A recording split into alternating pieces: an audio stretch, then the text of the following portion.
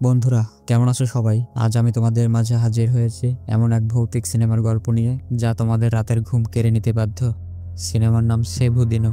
ইন্দোনেশিয়ার এক ভয়ঙ্কর রিচুয়ালের গল্প যা বাস্তব ঘটনা থেকে অনুপ্রাণিত। কল্পনা করো, 1000 দিন ধরে চলে এক অশুভ রিচুয়াল যেখানে অন্ধকার শক্তির উপস্থিতি প্রতি মুহূর্তে অনুভূত হয়। এই সিনেমাটি শুধু ভৌতিক দৃশ্য আর চমকে ভরা নয়, এর প্রতিটি দৃশ্যে লুকিয়ে আছে এক গভীর রহস্য যা তোমাদের মনে প্রশ্ন জাগাবে। কেন এই রিচুয়াল, কে এই ভয়ঙ্কর আত্মা, আর কেনই বা এই ছোট্ট মেয়েটি এই অশুভ শক্তির শিকার?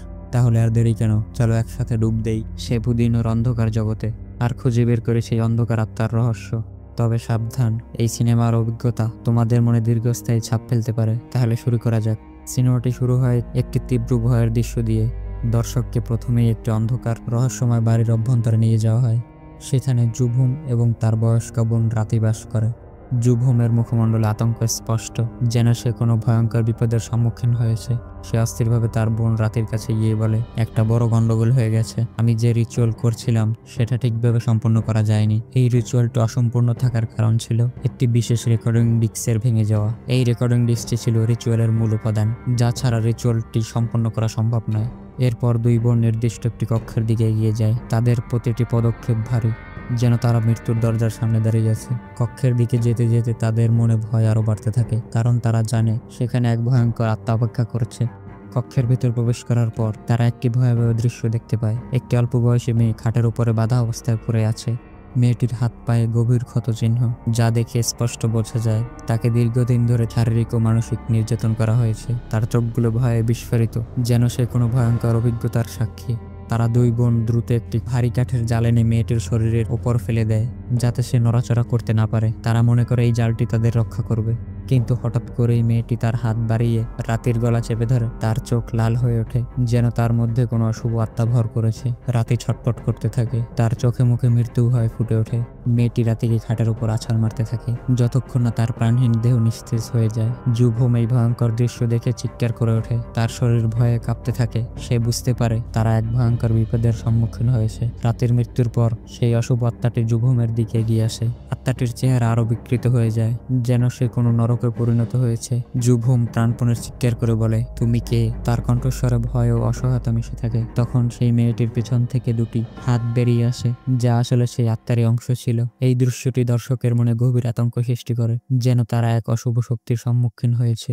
এরপর সিনেমার কাহিনী 2003 সালের ইস্ট জাভাতে স্থানান্তরিত হয়। এখানে আমরা শ্রী নামের এক দরিদ্র তরুণীকে দেখতে পাই। তার জীবন দরিদ্র ও অসুস্থ বাবার চিকিৎসার খরচে জর্জরিত। শ্রী তার বড় বোনের দোকানে কিছু টাকা ধার নিতে এসেছিল, কিন্তু তার বোন জানায় তার অনেক খরচ আছে এবং তার ছেলের ভর্তির ফি দিতে হবে। তাই সে শ্রীকে একটি কাগজ দেয়, যেখানে আজমো ফ্যামিলির বাড়িতে সার্ভেন্ট কাজের বিজ্ঞাপন দেওয়া হয়েছিল। কাজটির জন্য 20 থেকে 35 বয়স সীমা নির্ধারণ করা হয়েছিল।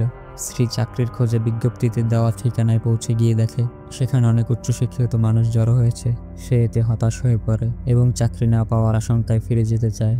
ঠিক তখনই সে একটি গাড়ির সাথে ধাক্কা খেয়ে পড়ে যায়। এই গাড়িটি আজমো পরিবারের ছিল এবং ভেতর থেকে লেডি লিডিয়া নামের মহিলা বেরিয়ে আসে। তিনি শ্রীকে তুলে দাঁড় করান এবং বলেন, তুমি চাকরির ইন্টারভিউ না দিয়েই ফিরে যাচ্ছ কেন? শ্রী জবাব দেয়, আমি পড়ালেখা করিনি, আমার কোনো ডিগ্রি নেই। তখন লিডিয়া তাকে আশ্বস্ত করে বলেন, এই চাকরির জন্য ডিগ্রির প্রয়োজন নেই। লিডিয়ার এই আশ্বাস তার মনে কিছুটা আশা যোগায়। লিডিয়া শ্রীকে আমোজো পরিবারের প্রধান কার্সোর সাথে দেখা করতে নিয়ে যায়। কার্সো দেখতে খুবই অদ্ভুত ছিল। তার পুরো শরীরে গভীর ক্ষতচিহ্ন ছিল, তার চোখগুলো যেন কোনো অন্ধকার রহস্য বহন করে। তিনি শ্রীকে সরাসরি বলেন, তুমি কি আমার জন্য কাজ করবে? শ্রী প্রথমে দ্বিধাগ্রস্ত হলেও তার অসুস্থ বাবার চিকিৎসার জন্য টাকার দরকার ছিল, তাই সে রাজি হয়ে যায়। কিন্তু এরপর কার্সো এক ভয়ঙ্কর প্রশ্ন করেন, তুমি কি ক্লেভান ফ্রাইডের দিনে জন্মগ্রহণ করেছিলে? শ্রী কিছুই বুঝতে পারে না। আসলে ইন্দোনেশিয়ান ক্যালেন্ডার অনুযায়ী ক্লেভান ফ্রাইডে একটি পবিত্র রাত। বিশ্বাস করা হয় এই রাতে পূর্বপুরুষের আত্মারা পরিবারকে দেখতে আসে। কার্সো তখন শ্রী এর কিছু চুল করে নেন, তা পুড়িয়ে নিজের রক্ত দিয়ে এক অদ্ভুত চুক্তি সই করেন।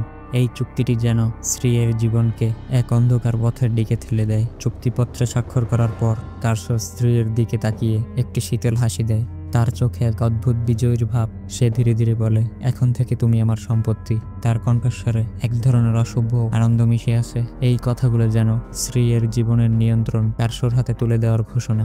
এরপর কার্সো এক অদ্ভুত অঙ্গভঙ্গি করে এবং শ্রী ধীরে ধীরে চেতনা হারাতে থাকে। তার চারপাশ ঝাপসা হয়ে আসে এবং সে অজ্ঞান হয়ে মাটিতে লুটিয়ে পড়ে।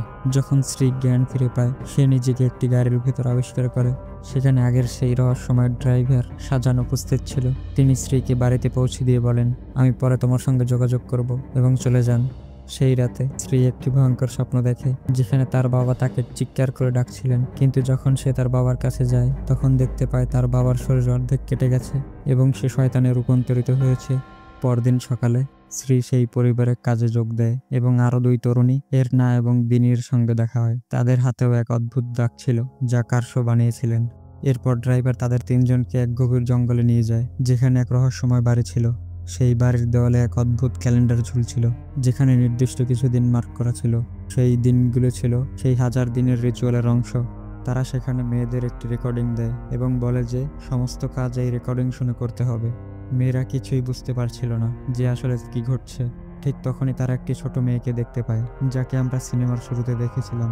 এই মেয়ের নাম ছিল দলা এবং সে কার্সোর নাতনি ছিলেন। কিন্তু তার মধ্যে একটি আত্মা ছিল, যার কারণ ছিল কার্সোর শত্রুরা, যারা দলার ওপর কালো জাদু করেছিল। এই কারণেই দলা নিজের বাবা মাকে হত্যা করে এবং কার্সোর ওপরও আক্রমণ চালায়। এই মেয়ের শরীরের যে আত্মা ছিল তার নাম ছিল শাংতুরি। তাই তারা দলার ওপর বাথিং রিচুয়াল করে, মানে শুদ্ধিকরণ গোসল, যেখানে 7 ধরনের ফুলের পানি দিয়ে গোসল করানো হয়। এরপর শ্রী জিজ্ঞেস করে, এই রিচুয়াল করলে কি দলা ঠিক হয়ে যাবে? টেম উত্তর দেয়, না, এটি শুধু আত্মাকে শান্ত করার জন্য করা হয়। প্রকৃতপক্ষে 7 দিন মানে 1000 দিন। আর যদি আমরা এতদিনের মধ্যে দলাকে বাঁচাতে না পারি, তবে ওই আত্মা তাকে ধ্বংস করে দেবে। এরপর টেম দিনিকে একটি ক্যাসেট চালানোর নির্দেশ দেয় এবং দলাকে নিয়ম অনুসারে গোসল করানোর কথা বলে। দিনি রিচুয়াল করতে থাকে, কিন্তু হঠাৎ দলা তার হাতে কামড় দেয়। এখন বোঝা যায় যে তাদের শরীরে অদ্ভুত দাগ কেন ছিল। টেম তখন দলাকে শান্ত করার চেষ্টা করে, কিন্তু শ্রী এত ভয় পায় যে সে পালাতে চায়, কিন্তু সে চাইলেও বের হতে পারে না, কারণ পুরো বাড়ি মন্ত্রপুত ছাতা দিয়ে ঘেরা ছিল, যা তাদের আটকে রাখে। তাই সাজান তাকে আবার ঘরের ভেতর নিয়ে আসে। এদিকে 997 দিন পার হয়ে গিয়েছে। এর মানে আর মাত্র 3 দিন বাকি 1000 দিন পূরণ হতে। মেয়েরা আলোচনা করছিল কিভাবে দলা তার বাবা মাকে হত্যা করেছে এবং কার্সোর বর্তমান অবস্থার জন্য সে দায়ী। এরপর সন্ধ্যা হয়ে আসে এবং শ্রী হঠাৎ দলার রুম থেকে অদ্ভুত আওয়াজ শুনতে পায়। সম্ভবত আত্মাটি দলার উপর সম্পূর্ণভাবে নিয়ন্ত্রণ নিতে শুরু করেছে। সে বিষয়টি অন্য মেয়েদের জানায়। তখন এরনা বলে, আজ আমি পানি আনছি, এবং সে পানি ভর্তি ঝুড়ি নিয়ে দলার রুমে যায়। এখন আপনারা বুঝতে পারছেন কেন তাদের পোশাকেও 7 ধরনের ফুলের পানি দিয়ে শুদ্ধ করা হয়েছিল, আত্মার কবল থেকে রক্ষা করার জন্য। আমি আগেও বলেছিলাম, এই কাজ কোনো সাধারণ কাজের মতো লাগছিল না। রাতে যখন শ্রী ঘুমিয়েছিল, সে স্বপ্ন দেখে যে সে গভীর জঙ্গলে পড়ে আছে। সে হঠাৎ একটি মেয়ের কণ্ঠস্বর শুনে, যে সাহায্য চাইছিল। শ্রী সেই কণ্ঠের উৎস খুঁজতে গিয়ে আবার সেই বাড়ির কাছে চলে আসে। সে পেছনে তাকিয়ে দেখে একজন লোক তার দিকে এগিয়ে আসছে, যেন তাকে হত্যা করতে চায়। ভয় পেয়ে সে জেগে ওঠে, কিন্তু অবাক করার বিষয় ছিল তার হাতে ঘাস ও পায়ের নিচে কাদামাটি ছিল। স্বপ্ন দেখলে হাতে ঘাস ও মাটি লাগার কথা না, তাহলে এটা কিভাবে হলো? সে বিষয়টি অন্য মেয়েদের জানায়, কিন্তু তারা তাকে বিশ্বাস করে না। দিনি বলে, এটা তোমার কল্পনা মাত্র, তুমি বেশি চিন্তা করছো। এরপর দিনি শ্রীকে বলে, আজ দলাকে গোসল করানোর দায়িত্ব তোমার, কারণ এটি ছিল 998তম দিন, মানে 1000 দিন পূর্ণ হতে আর মাত্র 2 দিন বাকি। সন্ধ্যায় স্ত্রী দলার রুমে যায়। সে দেখে ফুলগুলো মাটিতে ছড়িয়ে আছে। সে টেপ চালানোর চেষ্টা করে, কিন্তু টেপ থেমে থেমে চলছে এবং হঠাৎ একেবারে বন্ধ হয়ে যায়। ততক্ষণে দলা শ্রীকে জিজ্ঞেস করে, তোমার নাম কি? শ্রী উত্তর দেয়, আমার নাম শ্রী। শ্রী মনে করেছিল দলা তার কথা বুঝতে পারছে, কিন্তু এটা তার সবচেয়ে বড় ভুল ছিল। শ্রী দলাকে কিছু বলতে চাচ্ছিল, কিন্তু হঠাৎ ঘরের লাইট নিভে যায়। ফলে সে মোমবাতি খুঁজতে থাকে। তখন দলা তাকে কাছে আসতে বলে। যেই মাত্র শ্রী দলার কাছে যায়, দলা আচমকা এক ভয়ঙ্কর শয়তানে পরিণত হয়। চেহারা ভয়াবহ হয়ে ওঠে। শ্রী এত ভয় পেয়ে যায় যে সে মাটিতে পড়ে যায় এবং জোরে চিৎকার করতে থাকে। স্ত্রীর চিৎকার শুনে দিনি দৌড়ে আসে এবং তাকে রুম থেকে বের করে আনে। এরপর দিনি স্ত্রীকে বলে, নিশ্চয়ই তুমি গোসল করানোর সময় কোনো ভুল করেছো। এদিকে দিনি এরনাকে জিজ্ঞেস করে, গত রাতে তুমি ঠিকমতো বাথিং রিচুয়াল করেছিলে তো? এরনা উত্তর দেয়, হ্যাঁ করেছিলাম। রাত গভীর হয়ে আসে। স্ত্রী ঘুমিয়ে পড়েছিল, কিন্তু সে আবার সেই একই জায়গায় স্বপ্ন দেখে। সে দৌড়ে বাড়ির দিকে যেতে থাকে, কিন্তু হঠাৎ দেখে সেই একই লোক তার পেছনে ধাওয়া করছে। লোকটি তার উপর অস্ত্র চালাতে থাকে, কিন্তু ঠিক তখনই স্ত্রী ঘুম থেকে জেগে ওঠে। তবে এবার সে যা দেখে তা আরও ভয়ঙ্কর ছিল। তার চুল কাটা হয়ে গেছে।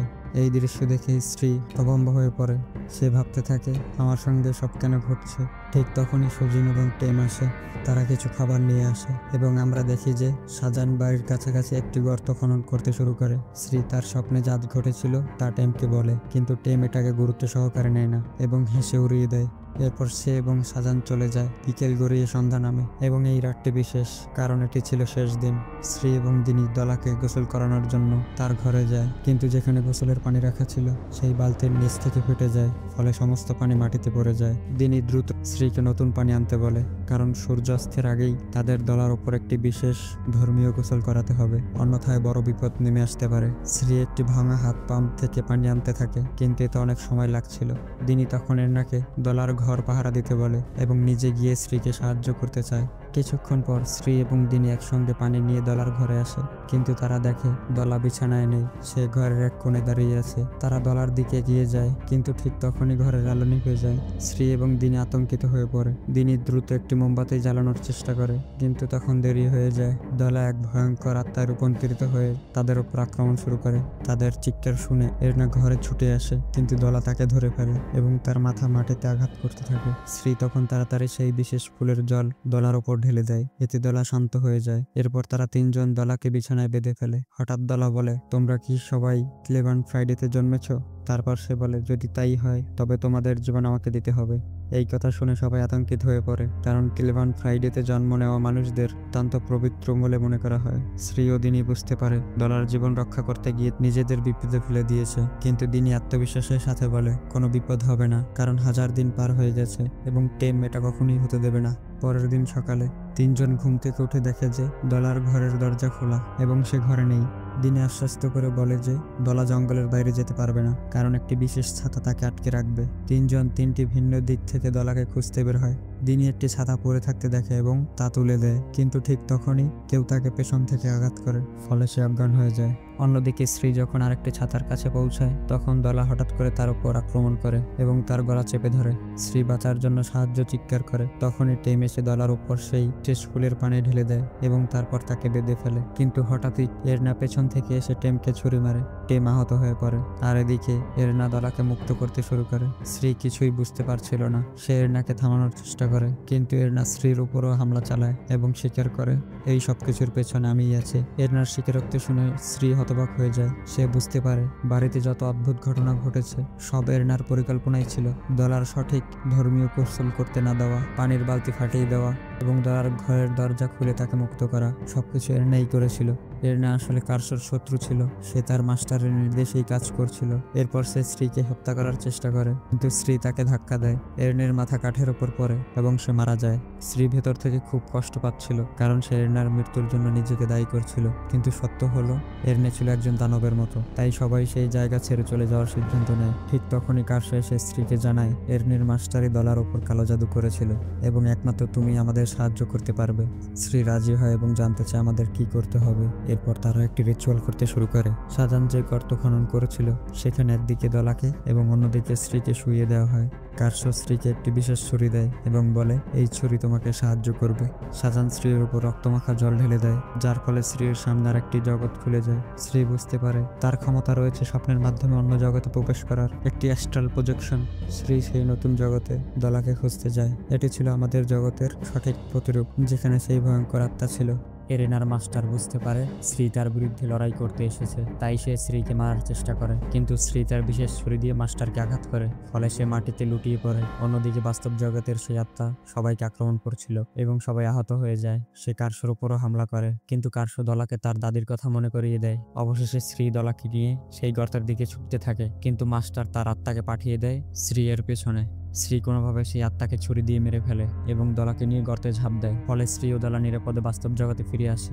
সবাই আনন্দে কেঁদে ফেলে, কারণ দলার প্রাণ বেঁচে যায়। পরবর্তী দৃশ্যে শ্রী কার্সোর বাড়িতে যায় এবং কার্সো তাকে অর্থ দিতে চায়, কিন্তু নিতে অস্বীকার করে এবং শ্রী গাড়িতে উঠে বাড়ির পথে রওনা দেয়। এখানে এই সিনেমাটি শেষ হয়। সিনেমাটির এক্সপ্লেনেশন ভালো লাগলে লাইক, কমেন্ট ও সাবস্ক্রাইব করবেন। ধন্যবাদ। আবার দেখা হবে কোনো নতুন এক্সপ্লেনেশনে।